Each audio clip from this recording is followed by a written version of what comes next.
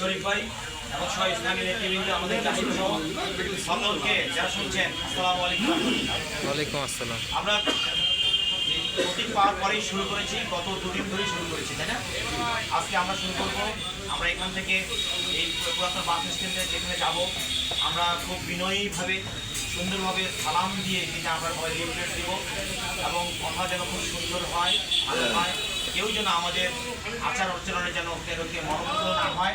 আর একসাথে থাকবো, একসাথে থেকে শরীফ ভাইয়ের সামনে আসেন, আমরা যেটা মতন লিফলেট দিব, কথা বলবো যে তারেক রহমান সালাম দিয়েছে, আমাদের প্রিয় নেতা মির্জা ফখরুল ইসলাম আলমগীর স্যার আপনাকে সালাম দিয়েছে, ধানের শীষে উনি দোয়া করতে বলেছে, ধানের শীষে ভোট দিতে ওনার জন্য এই কথাগুলোই আমরা বলবো, সেটা বিনয়ের সঙ্গে, হ্যাঁ, খুব সুন্দর করে। এদের দিকে আমি যাবো না।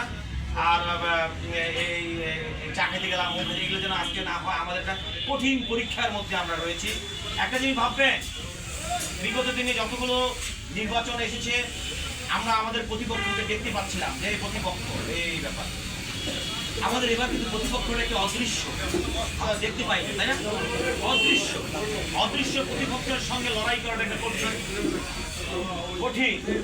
আমরা আমাদের যে যার অবস্থান থেকে সেখানে কাজ করব, সকালবেলায় ঘুম থেকে উঠবো, ফজরের নামাজ জামাতে করব, সেখান থেকেই শুরু করব এবং প্রতিদিনই আমরা আমাদের প্রিয় নেতা মির্জা ফখরুল ইসলাম আলমগীরের সঙ্গে কাজ করব। বসে থাকবো না। আর মাত্র 18 দিন রয়েছে,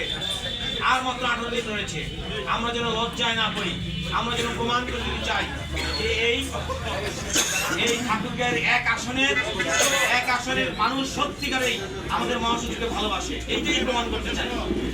জিতবো তো ইনশাল্লাহ, জিতবই, কিন্তু আমরা একটু বড় ব্যবধানে জিততে চাই, সবাইকে চ্যালেঞ্জ হিসাবে নিতে হবে।